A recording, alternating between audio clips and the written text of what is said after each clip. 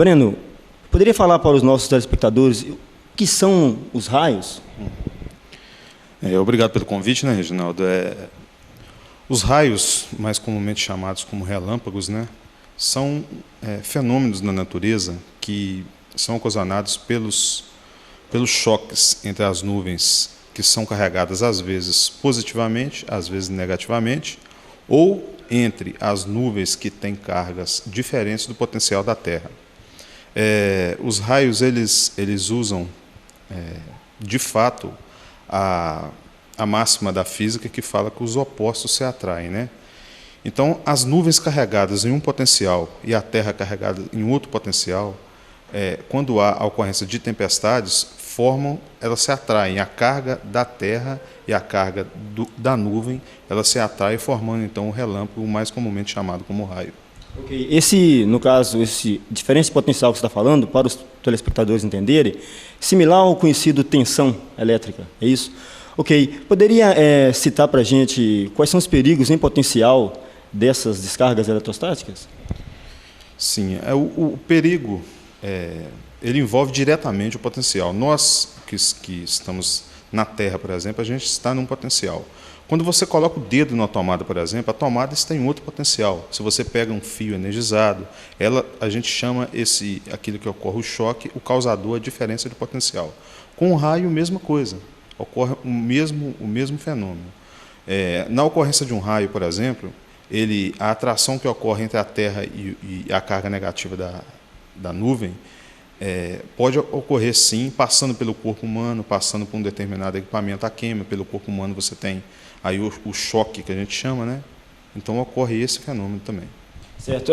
Vale salientar que, na verdade, a descarga eletrostática, o relâmpago, é diferente do trovão, né? Quando a pessoa ouve o trovão, ele pode ficar feliz, sinal que ele sobreviveu ao relâmpago, não é? Pois a velocidade da luz maior do que a velocidade do som, você observa primeiro essa descarga e depois ouve esse som. Mas o pessoal, eles comentam muito sobre a questão do local mais seguro na hora de uma tempestade, na hora de um relâmpago. Poderia falar para a gente? Reginaldo, na área rural, o local mais seguro que você pode encontrar é num campo aberto, certo? Evitar aí o posicionamento debaixo de árvores, embaixo de grandes estruturas metálicas que não têm aterramento, né? Importante a gente citar isso, porque existe a forma de você estar aterrando corretamente essas estruturas metálicas. Já na área urbana, você deve evitar, na ocorrência de uma tempestade, consequentemente de vários relâmpagos, você está usando um determinado aparelho elétrico, evitar usar o chuveiro elétrico, né? Evitar ficar em contato, se possível até desconectar das tomadas desses aparelhos, né? Se você estiver na rua, você permaneça dentro do seu carro, você está isolado eletricamente pelos pneus desse automóvel. Isso aí é as formas mais seguras de você manter-se seguro na ocorrência de relâmpagos. Ok. Na rede de distribuição de energia, normalmente você observa, descendo ao lado do poste, um cabo ligado à terra. Ele tem alguma função na questão dos raios? Com certeza. Esse cabo ele é adequado, ele é apropriado para a gente fala descarregar a energia dos relâmpagos para a terra, né? É importante citar que a energia do relâmpago ela procura sempre o caminho mais fácil para escoar pela terra. Então, se você tem um aterramento apropriado, ele vai cair na sua rede de energia elétrica, que ele vai cair na sua rede de TV a cabo ou antena, ele vai escolher o caminho mais fácil para escoar para a terra, né? Então, esse vai ser o caminho que ele vai procurar. Daí a importância do aterramento, né? Falando em aterramento, vale salientar também quanto à questão, às vezes a pessoa está tomando banho, ele toma aquele choque, né, no registro do chuveiro. Aquilo porque tem alguma ligação com o aterramento? Com certeza, aquilo ali é ocasionado pela falta do aterramento no equipamento. Muitas instalações elétricas, sobretudo residências, às vezes não têm o condutor próprio de aterramento, que é o condutor de proteção. Então a pessoa faz aí a sua conexão no condutor neutro, que não é apropriado para aterramento, ou simplesmente deixa sem aterramento a sua instalação, né? Então, daí a importância do aterramento na instalação elétrica, não só para o escoamento de raios, como também de sobretensões, né? Na ocasião do curto-circuito.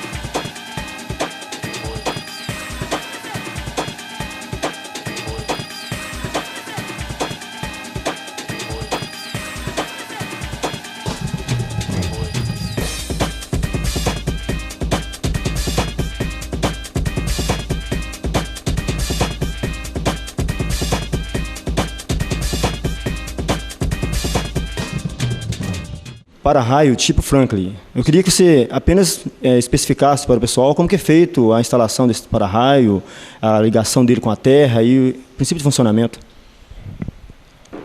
O para-raio ele é uma peça que, na ocorrência de um raio, o raio procura sempre um ponto mais elevado e mais pontiagudo, né?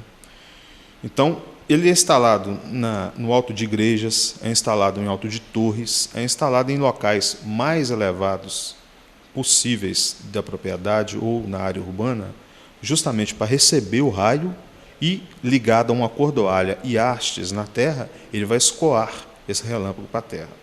É importante citar que existe uma forma correta de você estar aterrando, por exemplo, um galpão ou sua casa. Uma forma bem eficiente que é a gaiola de Faraday, né? Onde você vai instalar hastes a uma certa distância uma da outra, vai circular a sua casa com estas hastes, ligar a esse para-raio, de forma de onde caia o relâmpago, ele vai escoar esse relâmpago para a terra. Então, no caso, uma pessoa que está numa casa, um prédio, que tenha essa malha de aterramento ligada, né, à estrutura metálica, eles estão protegidos deste raio devido ser um para-raio tipo gaiola de Faraday. Com certeza. É importante citar que o relâmpago ele é um fenômeno natural, né? E por mais que o ser humano procure medir a sua intensidade, às vezes pode ocorrer um relâmpago de intensidade superior a que aquele tipo de aterramento está dimensionado, que vai ocorrer a queima de um equipamento. Mas, porém, essa é uma forma bastante eficiente, na maioria das vezes, de escoar o seu relâmpago para a terra. Certo. Uma coisa interessante também, você falou da questão do ponto mais alto, que ocorre quando nós gostamos, né, telespectador também, de jogar o futebol. Você está no campo de futebol, ele é o potencial mais elevado, então ele corre esse risco. Sim. Já teve ocorrências, né, com certeza, de pessoas que foram atingidas. A gente cita que foram atingidas por um determinado relâmpago, mas, na verdade, esse relâmpago ele não atingiu totalmente a pessoa. Ou parte daquela energia, ou criou nele um caminho alternativo para escoar aquela energia, que ele foi atingido. Porém, a intensidade da energia é tão grande que passou por ele uma determinada carga que fez ele levar aquela descarga, né? Mas esse ponto também, às vezes, são localizados em locais mais elevados, podem facilitar a ocorrência da atração do relâmpago ali naquele ponto. Ok, Breno, mais alguma consideração sobre o que você tem a falar? Eu gostaria só já me despedindo, agradecer pelo convite e mostrar aqui que a CEMIG tem uma cartilha que ela faz aí de tempos em tempos a distribuição.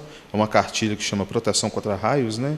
E onde ela divulga aí todos os procedimentos. Aqui fala sobre esses procedimentos aí de hastes, né? Cita aqui o próprio procedimento do correto aterramento, sobre a gaiola de Faraday, e que está à disposição aí do pessoal da instituição para, se quiser, fazer a divulgação. Certo? Ok, queremos agradecer então o Breno pela participação e falar ao telespectador que já voltamos com o programa Falando em Tecnologia. Eu aguardo você.